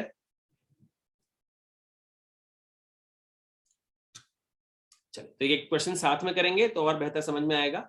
ये देख पा रहे हैं सब, क्वेश्चन नंबर 5 एग्जाम्पल। 2000 हाउस वाइफ्स का सर्वे किया, 2000 हाउस वाइफ्स का इंटरव्यू लिया गया, है ना, उनसे पूछा गया कुछ कुछ कि वो अपने मेहमानों को क्या पिलाना पसंद करती हैं। तो 48% of them have said that they used coffee for their guest. 54% used tea for their guest. 48% coffee पिलाती हैं अपने मेहमानों को, 54% चाय पिलाती हैं, एंड 64% used लेमन सोडा। उन्होंने कहा कि हम लेमन सोडा पिलाते हैं, गर्मी बहुत है, कुछ ठंडा होना चाहिए। ठीक है, फिर 28 ऑफ द टोटल, पूरे टोटल की बात हो रही है, 28% used C&T, 28% ने कॉफी और चाय दोनों यूज की, 32% used T&L and 30% used C&L, और आखिरी में दिया है 6% used did not use, 6% did not use any of the three। 6% ऐसी महिलाएं भी थी जिन्होंने कुछ नहीं पिलाया, ना चाय ना कॉफी ना लेमन सोडा, पानी पिला के चलता कर दिया अपने मेहमानों को। ठीक है, तो पूछा है सारी चीजें पिलाने वाले, मतलब ऑल द 3 थिंग्स जिन्होंने यूज की हैं, ऐसी कितनी फीमेल्स हैं, हाउसवाइफ्स हैं। अपन तो डेटा भरते जाओ, जैसे ऐसा क्वेश्चन में दिया है फटाफट से आंसर आ जाएगा। सबसे पहले कॉफी वाले, फिर चाय वाले, और फिर लेमन सोडा वाले। 3 सर्कल जो है, एक कॉफी वाली फीमेल्स का है, एक चाय वाली फीमेल्स का और एक लेमन सोडा वाली, और फिर इंटरसेक्शन से हमको चाय कॉफी दोनों वाले, लेमन सोडा कॉफी दोनों वाले या तीनों वाले सब मिल जाएंगे। तो कॉफी पिलाने वाली है 48% फीमेल, चाय पिलाने वाली है 54% फीमेल्स और लेमन सोडा पिलाने वाली है 64% फीमेल्स। ठीक है, ये तो पूरे सर्कल की वैल्यू है जिसमें कुछ ओवरलैपिंग है, कॉमन पोर्शन है। फिर सी एंड टी वाले कितने हैं भैया? सी एंड टी मतलब दो सी और टी का इंटरसेक्शन 28%। फिर टी एंड एल वाला इंटरसेक्शन मतलब ये वाला इंटरसेक्शन 32%। और फिर सी एंड एल आखिरी वाला intersection, this is C and L which is 30%। इतना हमको डेटा 6 चीजें दी हुई हैं। फॉर्मूला हमारा याद है आपको? फॉर्मूला क्या है? ए यूनियन बी, मतलब चलो N C union T union L हमें निकालना है। अच्छा, एक चीज भूल ना जाए कि 6% तीनों ही चीजें यूज नहीं करती, यानी कि 6% को अलग से बनाओ। ये 6% फीमेल्स और हैं जो none of the 3 beverages use करने वाली है, इनमें से तीनों में से कुछ भी नहीं पिलाने वाली। ठीक है, तो टोटल यूनियन जो है वो कितना हो गया? 94%। पूरी जो हाउसवाइफ्स है 100%, उसमें से 6% तो तीनों में से कुछ भी यूज नहीं करती। तो ऑब्वियसली 94% ही हाउसवाइफ्स ऐसी हैं जो या तो कॉफी, या तो चाय, या तो लेमन सोडा, या तो 2 चीजें, या तो 3 चीजें पिलाती हैं। ठीक है, तो कैसे निकलेगा? 94% is equal to 48 plus 54 plus 64 minus 28 minus 32 माइनस 30 और प्लस x, जो इंटरसेक्शन है तीनों का, जो हमें निकालना है, जो हमको गिवन नहीं है। हमको गिवन क्या क्या है? सी टी एल, फिर सी एंड टी एंड एल और सी एंड एल, ये हमको गिवन है। और हमको सी एंड टी एंड एल वाला निकालना है, और यूनियन यानी कि तीनों ओवरऑल कितने लोग हैं जिन्होंने कुछ ना कुछ पिलाया, वो 94 दिया हुआ है। सॉल्व करके एक्स निकाल लो जरा, कितना आ रहा है भैया बताओ? आप लोग फटाफट से निकाल के बताइए एक्स की वैल्यू कितनी?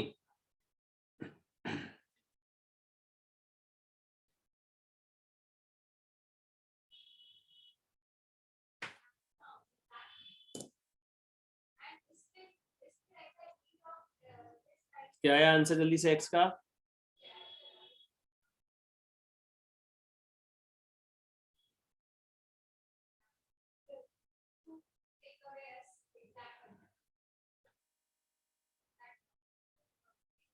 अरे इतनी देर लग रही है माइनस करने में?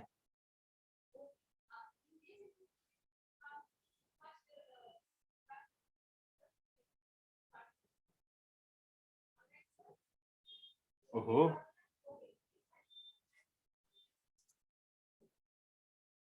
यस, एक जन ने आंसर भेजा है। सो एक्स इज इक्वल टू 18%। सभी निकाल पा रहे हैं?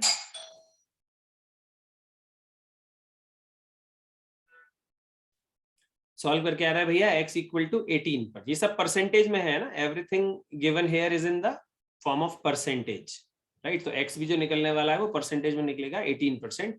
तो 18% लोग जो हैं वो फीमेल्स जो हैं वो तीनों तरह के बेवरेजेस यानी चाय, कॉफी, लेमन सोडा यूज करती हैं।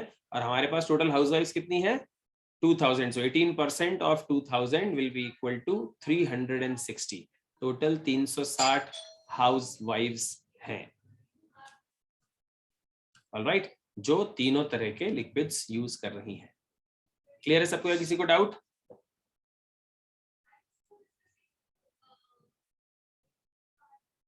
चलिए अगला क्वेश्चन आप लोग एक बार देखें, समझे, जरा ध्यान से ऑब्जर्व करें और डायग्राम को भरने की कोशिश करें। अपन साथ में करेंगे फिर। हाँ जी, तो जो डेटा फिल किया सभी लोगों ने, देखें जरा। Of the members of 3 athletic teams in a certain college, एक कॉलेज में 3 तरह की टीम्स हैं भाई। एक है बास्केटबॉल वाली, एक है हॉकी वाली और एक है फुटबॉल वाली। ठीक है, और कुछ लोग ऐसे हैं जो ऑब्वियसली 2 गेम भी खेल रहे हैं या 3 गेम में भी पार्टिसिपेट कर रहे हैं। तो 21 are in basketball team, there are 21 पहला सर्कल, 26 आर इन हॉकी दूसरा सर्कल, और 29 आर इन फुटबॉल टीम, ये तीसरे सर्कल की टोटल वैल्यूज दी हुई है। 14 प्ले हॉकी एंड बास्केटबॉल, तो हॉकी एंड बास्केटबॉल वाले कितने भैया 14, ये 14 यहाँ आ जाएगा इस इंटरसेक्शन का वैल्यू।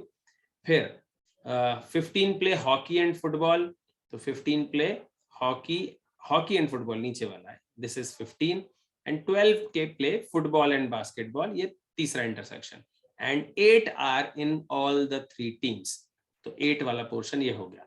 अब या तो फॉर्मूला यूज कर सकते हो, वो एक तरीका है, और फॉर्मूला यूज नहीं करना हो तो अंदर की वैल्यू से भी निकाल सकते हो। मैं दोनों तरीके आपको बता रहा हूं, एक बार ध्यान से देखेंगे। हमें निकालना है total union, basketball union hockey union football, है ना, इसका नंबर हमें निकालना है। तो हमारे पास फॉर्मूला है already 21 plus 26 plus 29 minus 14 minus 12 minus 15 और प्लस 8। ये सॉल्व करेंगे तो हमारी पूरी वैल्यू फाइनल आ जाएगी, द आंसर इज 43। ठीक है, ये है पूरी वैल्यू, ये पूरा सॉल्व करके। और अदरवाइज आप यहां अंदर वैल्यूज फिल करके भी निकाल सकते हो। देखो ध्यान से देखिएगा, सेंटर में वैल्यू 8 आ गई है, तो इधर राइट में जो 12 दिख रहा है ना, तो जो पूरा लीफ है 12 में से अगर 8 को छोड़ दो तो बचे हुए 4 का ये पार्ट है। सिमिलरली 14 देखो लेफ्ट में, 14 में से 8 छोड़ दो तो बचा हुआ 6, ये वाला पार्ट है। फिर 15 में से 8 छोड़ दो तो बचा हुआ 7, ये नीचे वाला इतना पार्ट है। अब ऊपर के 21 टोटल को देखो, 21 के अंदर एक पार्ट 6 है, एक पार्ट 8 है और एक पार्ट 4 है। 21 के अंदर 6, 8 और 4 ये सब इंक्लूडेड है, तो 6, 8 और 4 मिला दो कितना हो गया 18, तो बचा हुआ 3 जो ओनली बास्केटबॉल वाला है। ठीक है, फिर हॉकी वाले में देखो, हॉकी वाले के अंदर 6, 8 और 7 ऑलरेडी है, मतलब 21 ऑलरेडी है, तो 5 ऐसे हैं जो सिर्फ और सिर्फ हॉकी ही खेलते हैं। और ऐसे ही 29 जो पूरा फुटबॉल वाला सर्कल है उसमें देखोगे तो 8 और 4 12 और 7 19, बचे हुए 10 वो हैं जो फुटबॉल ही सिर्फ खेलते हैं। आप ध्यान से देखोगे, जो फुटबॉल वाला पूरा सर्कल है उसका टोटल करो, चारों वैल्यूज का 29 आ जाएगा। ऐसे ही हॉकी वाले चारों वैल्यूज का टोटल करो सर्कल का तो 26 आ जाएगा, और बास्केटबॉल वाले चारों का टोटल करोगे तो 21 आ जाएगा। और अंदर जितनी भी चीजें लिखी हैं, ये जितनी भी अंदर वैल्यूज अभी मैंने भरी सारी की सारी, इन सब का टोटल करोगे तो एग्जैक्टली 43 आ जाएगा। अंदर अंदर वाली सारी वैल्यूज, बाहर जो है वो तो सब क्लब्ड है ना, बाहर जो वैल्यूज लिखी है वो तो कॉम्बिनेशन से आई हुई है, और कॉम्बिनेशन में एक एक चीज दो दो जगह के सम में इंक्लूडेड है। पर अंदर जो सारी वैल्यूज लिखी है वो सारी की सारी इंडिविजुअल और यूनिक वैल्यूज है। तो अंदर अंदर का टोटल करोगे अगर तो एग्जैक्टली 43 आ जाएगा, जो हम अदरवाइज फॉर्मूले से भी कैलकुलेट करके निकाल चुके हैं। दोनों ही तरीके से आंसर आ सकता है। कई बार हमको पूरी वैल्यूज नहीं दी होंगी तो हमें डायग्राम से ही क्वेश्चन सॉल्व करना होगा और आंसर निकालना भी होगा। ठीक है, तो चलिए कुछ क्वेश्चंस आपके लिए फटाफट से। सबसे पहले क्वेश्चन नंबर 11, 12, 13, 14, चारों क्वेश्चन एक ही डेटा पर बेस्ड है ना, पूरा डेटा उसका डायग्राम बनाइए और फिर चारों क्वेश्चंस के आंसर एक बार में कर पाएंगे आप। चारों के आंसर्स चैट बॉक्स में भेजने एक साथ। चलिए देखें इस क्वेश्चन को कैसे करना है। क्या है क्वेश्चन का डेटा, 10,000 लोगों का सर्वे हुआ है और लास्ट लाइन में पहले ही पढ़ दे रहा हूं, each person liked at least one city, कम से कम एक सिटी तो हर किसी ने पसंद की है, मतलब नन सिटी वाज लाइक्ड ऐसा वाला कोई पर्सन है ही नहीं। ठीक है, तो 10,000 लोगों का सर्वे हुआ है, 3700 liked Agra, 4000 liked Bangalore and 5000 liked Chennai ना। A 3700, B 4000 एंड C 5000, ये पूरे सर्कल की वैल्यू है। फिर 700 लाइक्ड A एंड B, तो 700 है ये वाले। फिर 1200 लाइक्ड A एंड C, ये है 1200, और 1000 लाइक्ड B एंड C, ये रहे 1000। ठीक है, और each person liked at least one city, यानी कोई भी जीरो है नहीं, पूरे 10,000 लोगों का ये डेटा है।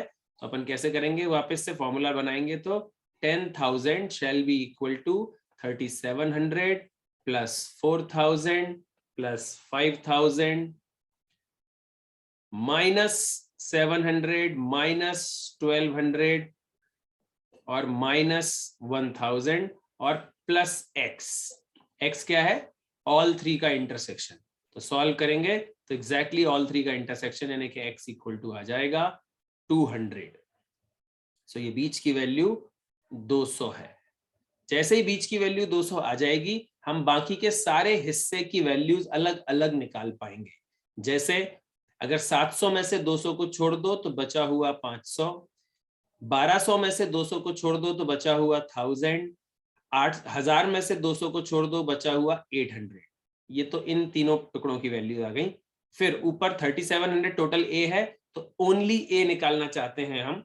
ओनली ए कैसे निकलेगा? 1000 और 500 और 200 को हटा दो, 3700 में 1700 हटाया, बचा हुआ 2000 लाइक्ड ओनली आगरा। फिर सिमिलरली बैंगलोर पे आओ, 4000 में से 1500 कम हो जाएंगे, तीनों टुकड़े मिला के 1500 है, बचा हुआ 2500। ये टोटल अब 4000 के बराबर हो जाएगा। और ऐसे ही चेन्नई की बात करेंगे तो टोटल 2000 कम हो जाएगा, 1200 और 800 हटाकर, तो बचा हुआ 3000। अब अंदर की सारे हिस्सों की वैल्यूज हैं, अगर आप अंदर की सारी वैल्यूज का टोटल करोगे तो एग्जैक्टली 10,000 ही मैच होगा। ठीक है, फिलहाल पहला क्वेश्चन क्या है? Number of people who liked all the 3 cities, so answer is 200। ठीक है, फिर 12वां क्वेश्चन देखो क्या लिखा है। The number of persons who liked at least 2 cities as a percent of the number of people who liked exactly 1 city। अब दो तरह का डेटा है ना, एक तो 2 cities कम से कम पसंद करने वाले, मिनिमम 2 city पसंद करने वाले कौन से हैं? बीच बीच के पोर्शन देखो, 2 city वाले कौन से हैं? 2 cities वाले हैं 500, 800 और 1000। ठीक है, 500, 800 और 1000 वाले कौन से हैं? 2 cities पसंद करने वाले। और 3 city पसंद करने वाले कितने हैं? 200। इन सबको जोड़ दो तो टोटल कितना आ रहा है? टोटल आ रहा है 2500। टोटल है 2500 ऑफ एटलीस्ट 2 cities, 2 या 2 से ज्यादा सिटी पसंद करने वाले, as a percent of number of people who liked exactly 1 city। Exactly 1 city वाले कौन कौन से हैं? एक 2000 है ओनली आगरा, एक 2500 है ओनली बैंगलोर, एक 3000 है ओनली चेन्नई। एग्जैक्टली 1 city ही पसंद करते हैं, एक से ज्यादा नहीं। तो वो ये 3 नंबर्स हैं, इन सबको जोड़ो तो आया 7500। पूछा क्या है कि 2500 जो है कम से कम 2 सिटी पसंद करने वाले लोग, 7500 का यानी कि एक सिटी एग्जैक्टली पसंद करने वाले लोगों का कितना परसेंट है?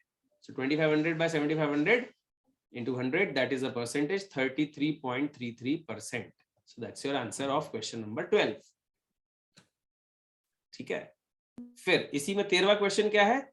Number of persons who liked exactly 2 cities, exactly 2 city पसंद करने वाले लोग, as a percent of number of people who liked at least 1 city। कम से कम एक सिटी पसंद करने वाले कितने हैं भैया? 10,000। कम से कम एक सिटी पसंद करने वाले कितने हैं? 10,000। और एग्जैक्टली 2 सिटी पसंद करने वाले कौन से? ये अभी निकाले थे अपन ने ऊपर ऊपर के, इसमें से 3 सिटी वाला छोड़ दो, मतलब 2300। So 2300 as a percent of 10,000, how much? So answer is 23%, that is C option.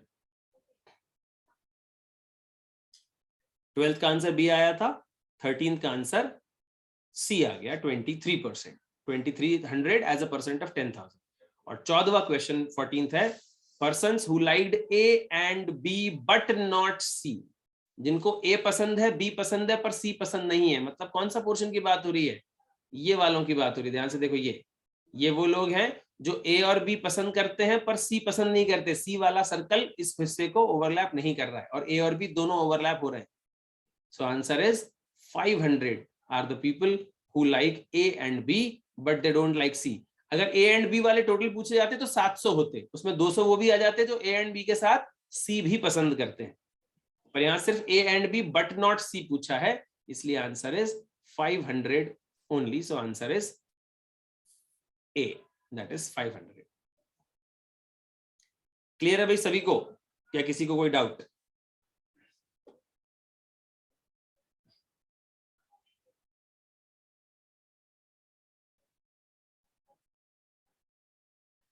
चलिए तो आगे अगला क्वेश्चन जल्दी से, क्वेश्चन नंबर 15 सभी लोग करेंगे।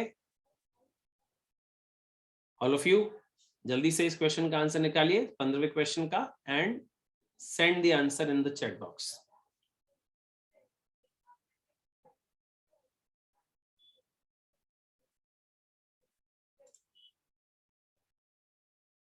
देखें भाई कैसे करना है क्वेश्चन। 800 टोटल बॉयज हैं स्कूल में, जिसमें से 224 प्लेड क्रिकेट, 224 लोगों ने क्रिकेट खेला, 240 प्लेड हॉकी, 240 ने हॉकी खेला, 336 प्लेड बास्केटबॉल, ये बास्केटबॉल वाले। Of the total 64 played both basketball and hockey, तो बास्केटबॉल और हॉकी दोनों खेलने वाले 64 लोग हैं, ठीक है।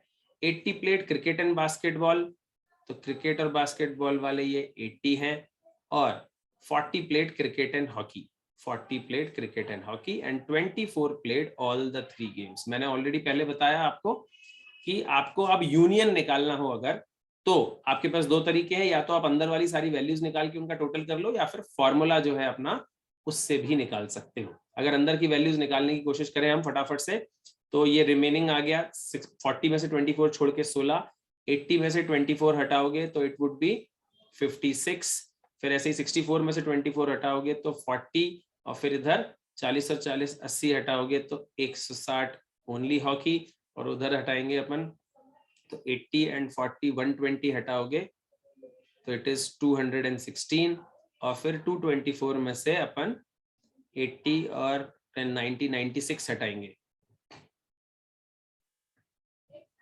तो 128।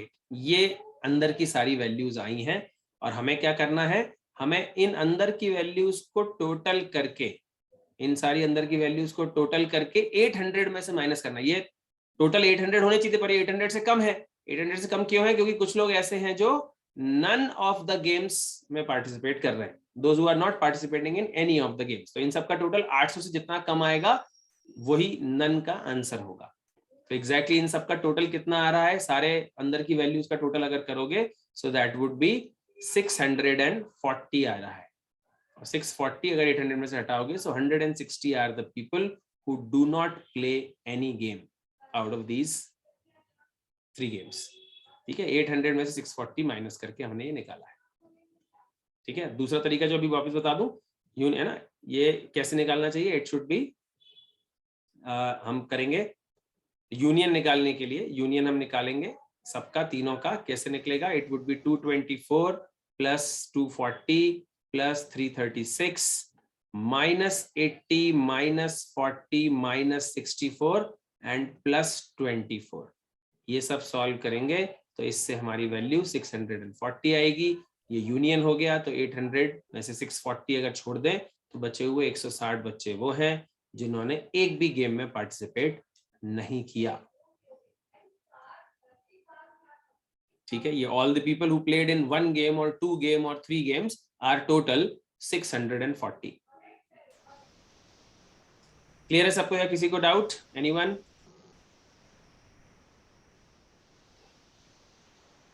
मानसी आपका आंसर गलत था, समझ आया। शिवेंद्र आपका आंसर गलत था, आपको क्लियर हुआ? शोर बहुत आ रहा था, फिर से बोलो मानसी क्या बोल रहे थे? ये सर आ गया समझ में। Okay, anybody, any confusion, question, doubt?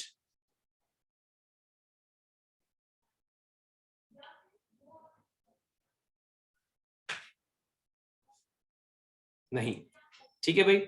तो आप लोगों का जो कॉन्सेप्ट बुक में यूनिट नंबर 11 है, कॉन्सेप्ट बुक है क्वांटिटेटिव एप्टीट्यूड की, उसमें चैप्टर नंबर 11 जो है वो सेट थ्योरी वेन डायग्राम्स वाला ही है। उसके कुछ क्वेश्चंस हम लोगों ने अभी क्लास में कर लिए हैं, बाकी के क्वेश्चंस आप लोगों को प्रैक्टिस करना है, सॉल्व करना है ना। उसका यूनिट 12 13 परम्यूटेशन कॉम्बिनेशन हमने कर लिया है, तो नेक्स्ट वाला प्रोबेबिलिटी हम अगले सेशन में करेंगे, जब भी अपना नेक्स्ट सेशन क्यूए का प्लान होगा, है ना। अटेंडेंस रेगुलर रखें, सारे टॉपिक्स कंप्लीट करने हैं, सो दैट आप एंट्रेंस, जब भी आपका एग्जाम होगा, कैंपस में कंपनीज आएंगी और प्लेसमेंट्स के लिए आप अपियर करेंगे तो ज्यादा अच्छे से कर पाए। प्रैक्टिस बहुत इंपॉर्टेंट है, बिना प्रैक्टिस के काम नहीं चलेगा। So whatever topic you are completing, you have to practice at least 50 to 100 questions per topic. हर टॉपिक के कम से कम 50 से 100 क्वेश्चन आपको सॉल्व करने हैं। आपके पास कॉन्सेप्ट बुक में भी क्वेश्चंस है, रेफरेंस बुक में भी उन्हीं टॉपिक से फिर से क्वेश्चंस है। So please make use of them, practice as much as possible and develop your expertise on the subject and the topics. ठीक है, so that's all for today. Anybody any question?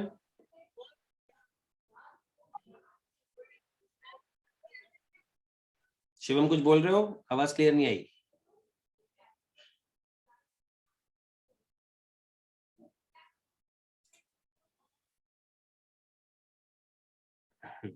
Okay, Shrichandra ने पूछा है आप अपने पास कितने दिन बाकी हैं।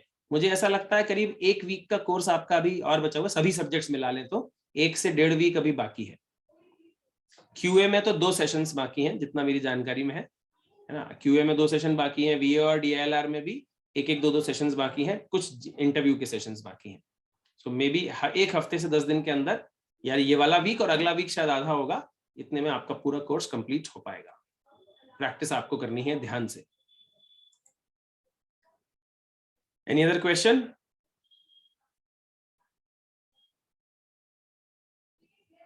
नहीं। All right, thank you everyone, have a good day.